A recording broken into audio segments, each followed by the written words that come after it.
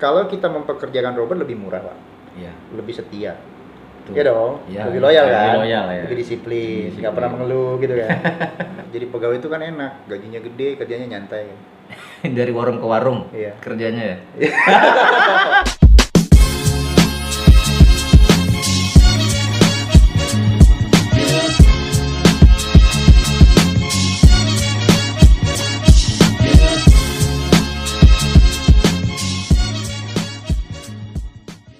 Tapi nggak, Tapi lah, hari ini bintang tamu siapa? nggak tahu, Nggak ada. nggak dapet. Kayaknya makin suram aja masa depan channel OKM. Nah, bisa lah. Kita aja dah. Ya udah. Kopi mau? Bikin kopi dulu. Itu kopi apa? Arabica. Gayo. Gayo. Coba. Yang lain? Nggak ada.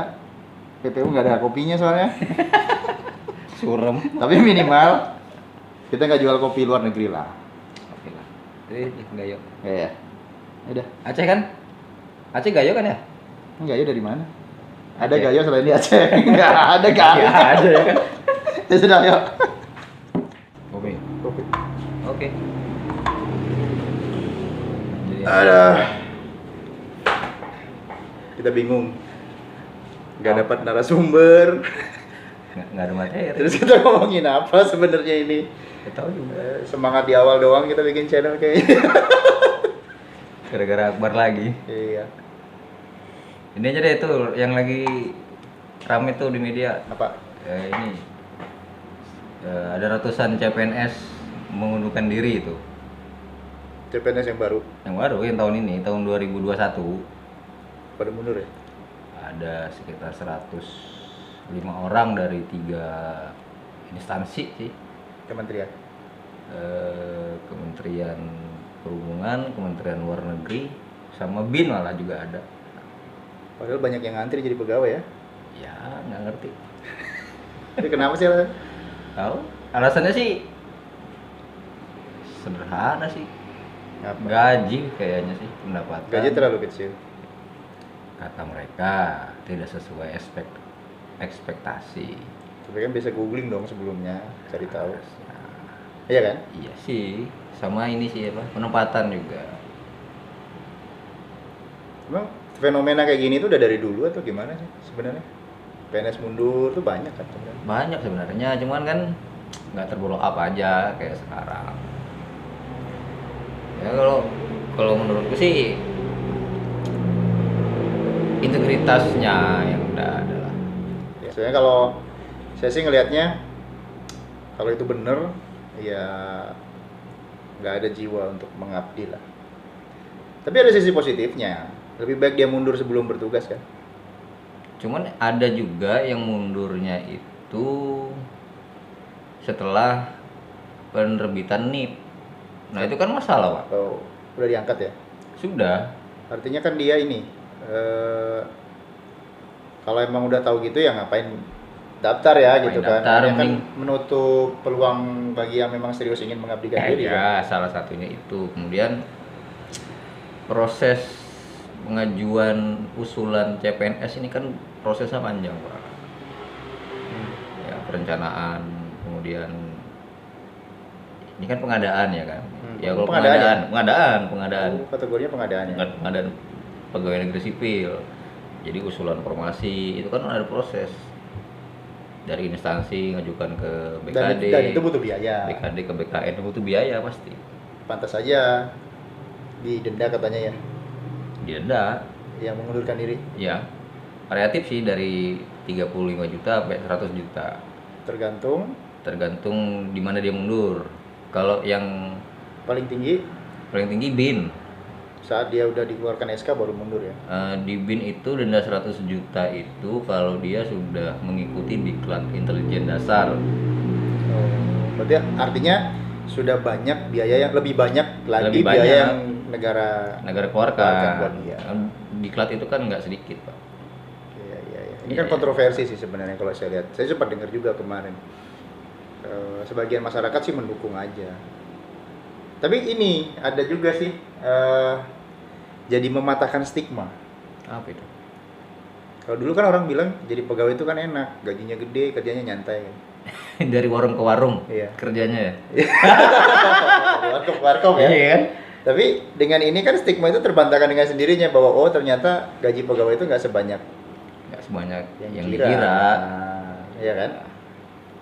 Jadi ya melawan stigma. Jadi tanpa dijawab, ya, itu kan terbukti sendiri bahwa gaji pegawai itu nggak sebanyak yang dikira orang. Tapi bisa jadi juga banyak tergantung jabatan dan risiko pekerjaan kan.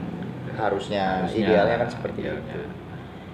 Nah kemudian kalau kita bicara dari sisi pengabdian, sebenarnya ya sangat disayangkan ya. Kalau sayang sekali. artinya kan gini, value dari seorang pegawai negeri itu selain dia digaji, kan dia bisa melayani orang dengan baik. Ya, intinya kan pelayanan. Nah jadi selama ini kita selalu mengkritisi kinerja aparatur sipil negara. Tapi kalau kita cuma teriak-teriak di luar dan kita nggak jadi bagian dari itu, gimana kita mau merubah? Nggak bisa. Nah, harusnya teman-teman yang ini kan rekrutmennya ngeri kan ya, maksudnya seleksinya bagus. Orang-orang cerdas yang terpilih yang bisa masuk. Harusnya ya mereka inilah yang harus membuat perubahan dari dalam kan.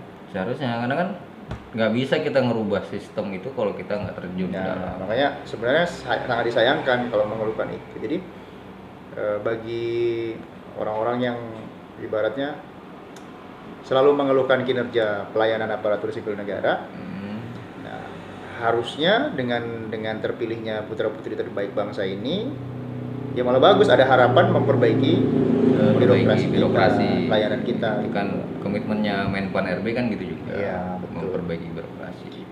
Cuman ada juga wacana, bukan wacana sih, aturan yang membolehkan untuk merekrut yang di bawahnya, cadangannya lah istilahnya. Oh, maksudnya ini mundur. Yang itu yang mundur, terus yang ranking di bawahnya dinaikkan gitu untuk menggantikan. Cuma dengan catatan sebelum terbitnya NIP. Nah, itu lagi repotnya gitu nah. Dan kualitasnya beda dong pasti. Karena kan ya rankingnya di bawahnya kan. Ya bukan artinya meremehkan cadangan, cuman kan ada proses yang sudah dilewati sebenarnya. Ya, itu tadi. Ya bikin repot negara lah. Bikin repot. Iya. Dan namanya pengadaan pasti ada punishment lain selain sanksi itu. Kalau sudah dia keluar nih kemudian dia mundur, pasti ada sanksi lain, blacklist misalkan. Ya, betul. Ya, karena ya merugikan. Kan sayang. Kategorinya udah termasuk merugikan negara lah. Merugikan negara. Karena ada biaya yang dikeluarkan dalam proses pengadaannya. Ya. Terus dia mengundurkan diri. Walaupun itu hak mereka sebenarnya. Cuman ada pihak yang merugikan itu tadi. Negara. Artinya Nah, ada yang mungkin blacklist. perlu teman-teman tahu gitu ya, karena selama ini kan di masyarakat, wah itu hak mereka dong mundur, salah siapa negara ngasih gaji kecil dan sebagainya. Kadang-kadang netizen ini bingung juga. Di satu sisi selalu mengeluhkan kinerja ASN, ASN ini udah digaji gede ya. Gede dari mana? Lah iya kan selama ini kan gitu kan, ASN digaji gede.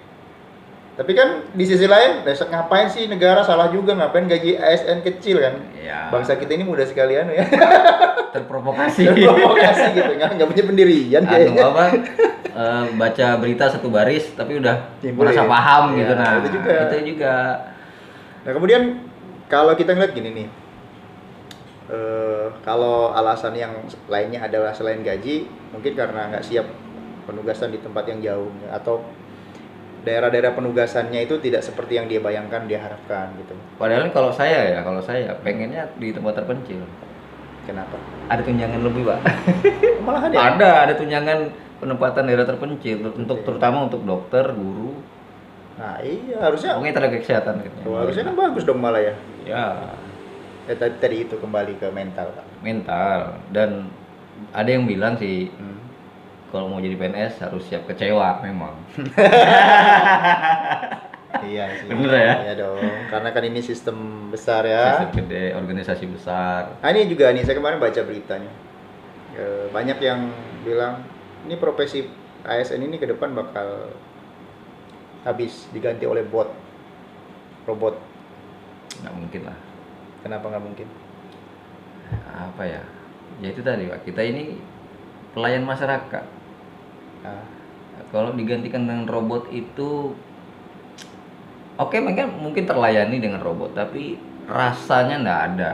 Kalau bilang Mbah Sujiwo Tejo tuh yang kamu beli itu rasanya.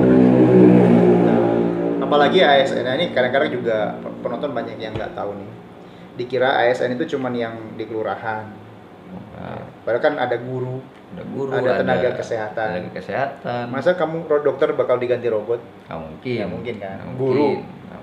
bisa, guru diganti robot bisa pak. Ya di era seperti sekarang apa sih nggak bisa? Kalau saya nggak sepakat.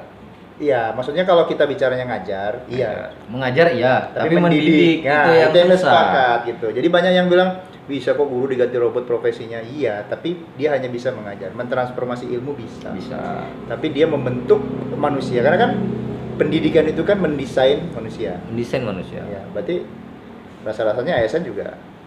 Ya dalam hal ini kayak guru, tenaga kesehatan nggak bisa diganti robot. Bisa. Ya, Tapi kalau apa ya, ada yang robot ini menghasilkan produk tertentu mungkin bisa. Ini contohnya gini, bikin KTP misalkan. Nah, misalkan ya gitu ya. Ya. Bikin, ATM KTP misalnya. Ya, ATM KTP. Tinggal masukkan NIK, kemudian enter keluar KTP mencetak, itu bisa. Bisa. Itu inovasi. Bisa. Bisa. Tapi untuk yang misalkan pelayan publik yang bagaimana dia tugasnya memediasi konflik, misalkan yang di kelurahan, jangan dipikir yang di kelurahan di kecamatan itu cuman duduk nungguin siapa yang datang kemudian ngetik KTP, surat itu kan. Ada yang bagaimana merumuskan kebijakan mengenai konflik atau permasalahan sosial masyarakat kan. Betul. Dari orang lahir sampai orang mati. Iya. Nah, dan itu nggak mungkin dilakukan robot. Nggak mungkin. Bisa di beberapa item layanan seperti tadi KTP diganti oleh robot gitu. Nah ini sebenarnya juga tantangan bagi ASN-nya sebenarnya Pak. Tantangan. Ya. Kalau saya melihatnya gini, memang robot itu keniscayaan lah di masa depan, kayak kecerdasan intelektual buatan ya, artificial intelligence ya. Tapi ada yang manusia miliki dan robot tidak miliki. Ya, rasa tadi. Rasa. Selain itu gini, tantangannya bagi ASN-nya sendiri itu gini. Kalau dia hanya bekerja sesuai dengan SOP, maka tak ubahnya dia itu robot. Dan dia bisa digantikan oleh robot. Kenapa? Karena kalau kita mempekerjakan robot lebih murah, Pak. Iya. Lebih setia. Tuh. Ya dong, Ya, lebih loyal kan? Lebih loyal, ya. Lebih disiplin, nggak pernah mengeluh gitu kan. Tapi ada yang manusia punya tapi robot nggak punya. Dan ini sebenarnya tantangan bagi ASN sendiri. Bagaimana keramah tamahan. Betul. Ya, kemudian inisiatif. Robot kan nggak punya inisiatif. Jadi kalau pegawai negeri melayani masyarakat hanya sesuai dengan SOP, ya kamu diganti robot aja. Ya, tapi kalau dia punya inisiatif, ya apa ya istilahnya itu ya? Hospitality ya. Hospitality bagaimana punya inisiatif, inovatif. Ya, dia tidak akan digantikan oleh robot. Ini masalahnya kan gini, Pak. Banyak juga beberapa teman-teman ASN itu inisiatifnya bagus, inovasinya bagus, tapi nggak dihargai. Itu loh. Dihargai dalam bentuk rewardnya. Reward and punishment. Kemudian banyak yang merasa kerjaku lo berat, tapi yang di sana datang duduk diem pulang sama penghasilan. Nah itu yang kemudian jadi apa ya, gap tersendiri lah, kecemburuan sosial, kecemburuan satu dengan yang lain. Kemudian ada juga yang merasa kok begini-begini aja nih kerjanya. Makanya jadi saya sepakat kalau penghasilannya dihitung berdasarkan kinerjanya. Ada yang sudah aturan itu, sudah ada berdasarkan tunjangan kinerja. Bahasanya tunjangan kinerja, tapi berdasarkan kelas jabatan. Jadi kelas jabatan itu saya lupa di aturan apa itu. Jadi kelas jabatan dari level 7 kalau tidak salah, level 4 apa yang paling rendah itu sampai ke level 12. Artinya sesuai dengan beban kerja dong. Jadi take home pay yang didapat semakin bisa banyak berbeda. Semakin banyak produk yang layanan yang dia ciptakan, dihasilkan, semakin ya artinya siapa yang semakin sibuk dia makin dapat banyak. Iya. Iya adil kan? adil. Sama ini misalkan, Tapi apakah siap SDM-nya? Begitu loh. Itu kembali banyak faktor sebenarnya. ya, jadi ada perdebatan Pak. Sebenarnya dalam menyikapi hal-hal seperti ini di teori manapun itu pendapat itu terbelah. Mm-mm. Satu sisi bangun sistem yang benar yang tidak bisa diakali oleh manusia. Mm. Pihak yang sebelahnya lagi ini manusianya dulu dibenerin. Nah, Ya. iya sama aja tuh ngomongin Jadi- telur Iya. sama ayam duluan Argumennya mana. gini, argumentasinya si yang mendukung sistem selalu berpikir bahwa kalau sistemnya ketat manusia nggak bisa ngapa-ngapain. Gitu. Hmm. Tapi kalau yang di posisi lebih mengutamakan manusianya selalu berpikirnya mau sistem sebaik apapun kalau manusianya rusak. Ya rusak. Tapi sistem selemah apapun kalau manusianya baik. Baik. Dan dua-duanya benar sih menurut saya. Ya. Kalau Dua-duanya benar kan? benar sih dua-duanya, cuman kalau saya tetap kembali ke integritas masing-masing Manusianya kan. Berarti ya. Bapak termasuk yang manusianya. Ya, Iya. dan reward and punishment itu Harus penting. Jangan juga kemudian rekan-rekan ASN itu punya itu tadi inisiatif inovatif yang bagus, tapi tidak dikasih reward. Kemudian yang cuma datang duduk diam ngopi kemudian Dari warung pulang. kopi ke warung kopi, apel pagi, Ya. terus bergeser ke warung kopi ya. Ya. Ya nggak masalah sih sebenarnya, ya perlu sarapan juga kan namanya manusia. Iya. Cuman kan ada punishment tertentu gitu loh kalau dia Iya. melanggar, dia kemudian cuma datang duduk diam aja ya. Makanya sebenarnya Ngapain gini, digaji juga dari sebenarnya. dulu di dunia kerja manapun, saya tuh lebih mengedepankan fleksibilitas dalam waktu bekerja, Pak. Sekarang kan sudah digaungkan itu. Yang work from anywhere. Ya. Betul. Maksudnya gini, kita nggak bisa samaratakan tugas orang. Seorang lurah, Ya. camat, dengan orang yang bekerja administrasi yang teratur jamnya kan beda tuh, Pak. Beda. Lurah itu kan, apalagi kayak di Jakarta tuh, Ya kan di 24 jam Wilayah lah ya, kan di radionya harus lapangan. on, ada masalah harus segera ini kan. Terus dinilai dari jam kerja kan nggak fair. nggak fair juga, Nggak fair, kan? nggak fair juga.